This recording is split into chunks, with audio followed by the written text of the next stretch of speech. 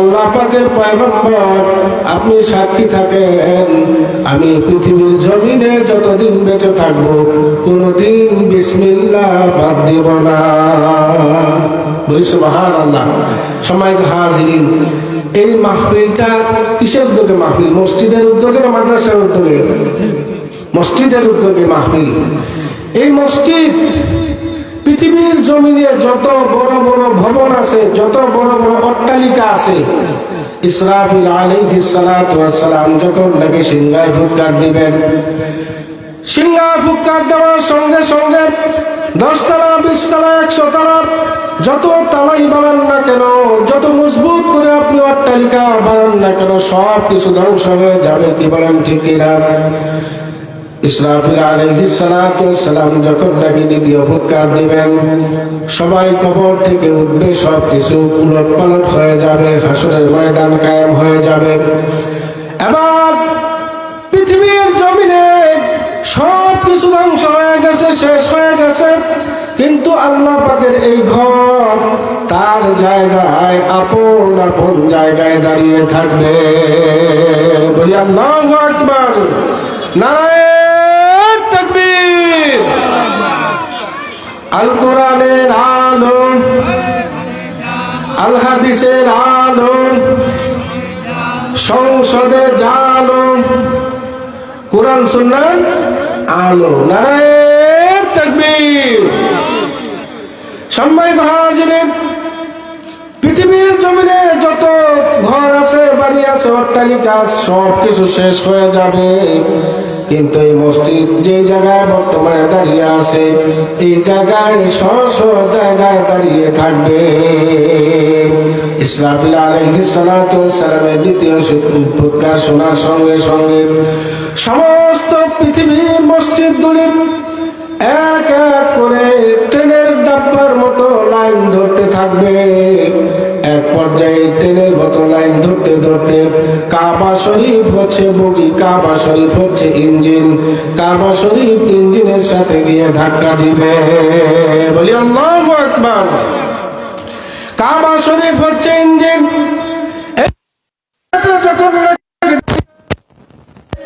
সমস্ত পৃথিবীর মসজিদগুলি ডাক দিয়ে বলবে, ওই ইঞ্জিন সাহেব আমাদেরকে নিয়ে চলেন মহান রাব্বুল আলামিনের দরবারে। তখন ইঞ্জিন সাহেব তিনি ইঞ্জিন হয়ে সমস্ত পৃথিবীর মসজিদগুলিকে বগি বানায়া আল্লাহ পাকের দরবারে হাজির হবে। আল্লাহ ডাক দিয়ে বলবেন, তোমরা কারা? বলে আমরা মসজিদ। ঠিক আছে, তোমরা জান্নাতে চলে যাও। সমস্ত পৃথিবীর মসজিদরা ডাক দিয়ে বলবে ইঞ্জিন, কাবা শরীফ ডাক দিয়ে বলবে রাব্বুল আলামিন, আমি যে জান্নাতে যাব আমার বগিগুলি খালি, আমার বগিগুলি খালি। খালি গাড়ি কি প্যাসেঞ্জার ছাড়া কি গাড়ি চলে? গাড়ি চলতে পারে না। আল্লাহ রাব্বুল আলামিন ডাক দিয়ে বলবেন, এই পৃথিবীর মসজিদেরা, তোমার প্যাসেঞ্জার কারা? তখন সমস্ত পৃথিবীর মসজিদরা ডাক দিয়ে বলবে রব্বুল আলামিন, যারা নাকি মসজিদ আবাদ করেছিল, যারা নাকি মসজিদে টাকা দান করেছিল, মসজিদে 5 ওয়াক্ত নামাজ আদায় করেছিল, মসজিদকে মহব্বত করত, মসজিদকে ভালোবাসত। মুআল্লাকুম বিল মাসাজিদ, হাদিসের মধ্যে আসছে 7 শ্রেণীর মানুষকে আল্লাহ তাআলা কাল কিয়ামতের ময়দানে আল্লাহ পাকের আরশ আজিমের নিচে জায়গা দিয়ে দিবেন। কয় শ্রেণীর মানুষ? 7 শ্রেণীর মানুষ। সম্মানিত হাজিরিন, আল্লাহ পাক ডাক দিয়ে বলবেন, আরে মসজিদ, দেখ তোর প্যাসেঞ্জার কারা। তখন সমস্ত পৃথিবীর মসজিদগুলি চিনে ফেলবে, এরা আমাকে খেদমত করতো, আমাকে সময় দিত, আমাকে দান করতো, আমার খোঁজ খবর নিত। একজন মানুষ তার সংসারের যেরকম খোঁজখবর নেয়, তার সংসারে কি প্রয়োজন খোঁজখবর নেয় কি নেয় না, যখন যা প্রয়োজন হয় প্রয়োজন মিটায় কি মিটায় না, ঠিক তদ্রুপ এলাকার মসজিদ, আমি যে মসজিদকে মহব্বত করি, মসজিদের এখন কি প্রয়োজন। একজন গরিব মানুষ সে বকিল হইতে পারে, যদি তার অবস্থান থেকে সে দান না করে, একজন রিক্সাওয়ালা, একজন ঠেলাওয়ালা, একজন দিনমজুর, সে 500 টাকা হাজিরা পায়, মনে করেন এই 500 টাকা থেকে আল্লাহর রাস্তায় দান করতে হবে। কি বলেন ঠিক কিনা? এই মসজিদে আমাকে মাসিক চাঁদা দিতে হবে, হয় 50 না হলে 100। কি বলেন ঠিক কিনা? মসজিদে আমাকে দান করতে হবে।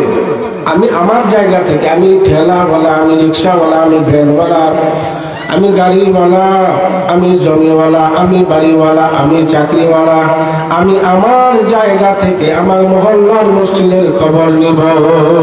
ইমান ঠিক কিনা? বকিলগিরি করা যাবে না। এই মসজিদের যদি খেদমত করতে পারি, মসজিদ আবার যারা করছে কাল কিয়ামতের ময়দানে এই মসজিদগুলি দেখেই চিনে ফেলবে এরা আমার প্যাসেঞ্জার। এদেরকে মসজিদের মধ্যে উঠায়া এক টানে আল্লাহ পাকের জান্নাতের মেহমান হয়ে যাবে। হাদিসের মধ্যে আসছে, মান বানা লিল্লাহি মসজিদান বানাল্লাহু লাহু বাইতান ফিল জান্নাহ।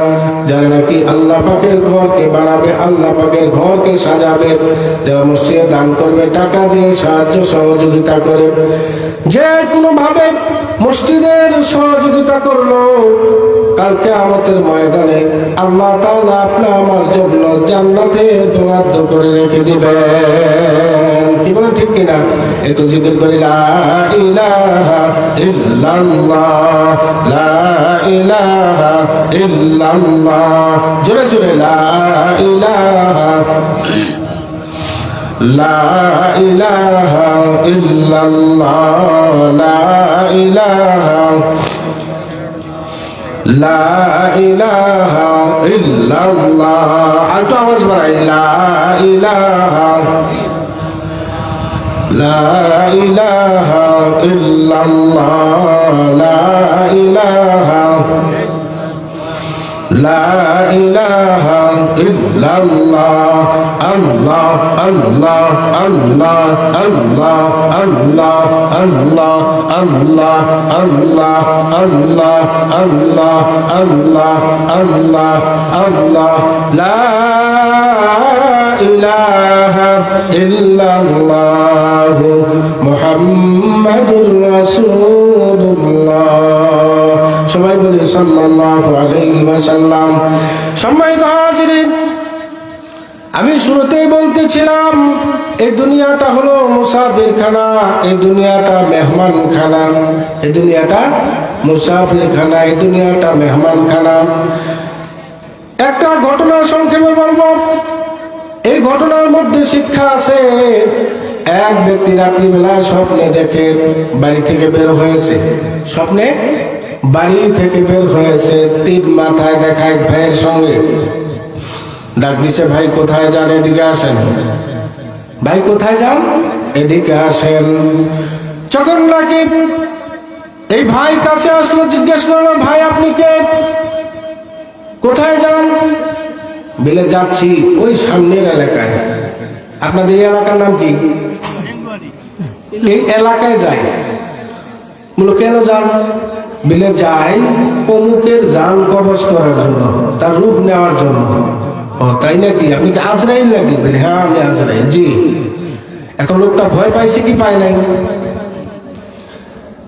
বলতেছে, ভাই দেখেন আসলে আজরাইল দেখলে মানুষ ভয় পায়, আমি আপনাকে চিনতে পারি নাই, আপনি আপনার পথে যান, আমি আমার পথে যাই। আজরাইল আলাইহিস সালাতু ওয়াস সালাম দেখলেন বেচারা ভয়ে কাতর হয়ে গেছে, মুখটা শুকায় গেছে। আজরাইল আলাইহিস সালাতু ওয়াস সালাম লোকটাকে ডাক দিলেন, ভাই এদিকে আসেন।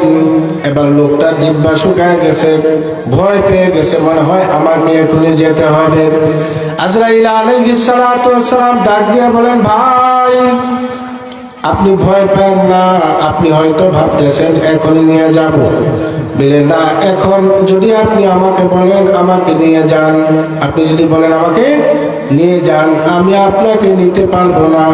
আমি নিব একমাত্র কেবলমাত্র শুধুমাত্র কার অর্ডারে? কার বর্ডারে? আল্লাহর বর্ডারে।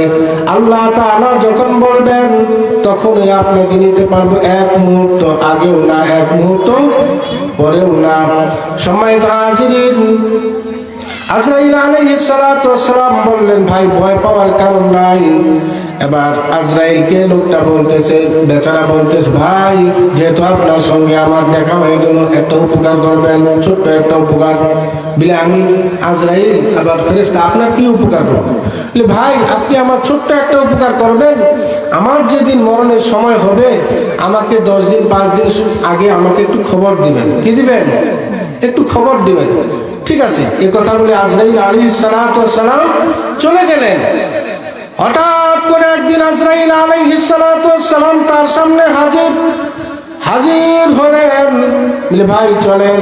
বলে কোথায়? এক মিনিট শেষ করব।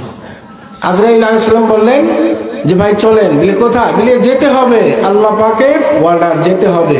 বলে আপনি, আপনার সাথে না আমার স্বপ্নে কথা হয়েছিল যে আপনি আমাকে আগে খবর দিবেন, 5 দিন 10 দিন 2 দিন 3 দিন আগে আমাকে খবর দিবেন, কই আপনি তো আমার খবর দেন নাই। আজরাইল আলাইহিস সালাতু ওয়াস সালাম বলেন যে আপনাকে আমার খবর দেওয়া হয়ে গেছে, মহান আল্লাহ তাআলা খবর পাঠিয়ে দিয়েছেন, আপনার চুলগুলি পেকে গেছে, ভুরু পেকে গেছে, দাড়ি পেকে গেছে, চামড়া ঢিলা হয়ে গেছে, প্রত্যেকটা অঙ্গ প্রত্যঙ্গের লাস্টিং পাওয়ার কমে গেছে। বেচারা বলছে 2টা মিনিট টাইম দেন, 2 রাকাত নামাজ পড়বো। আপনারা কি বলেন, টাইম দিবে?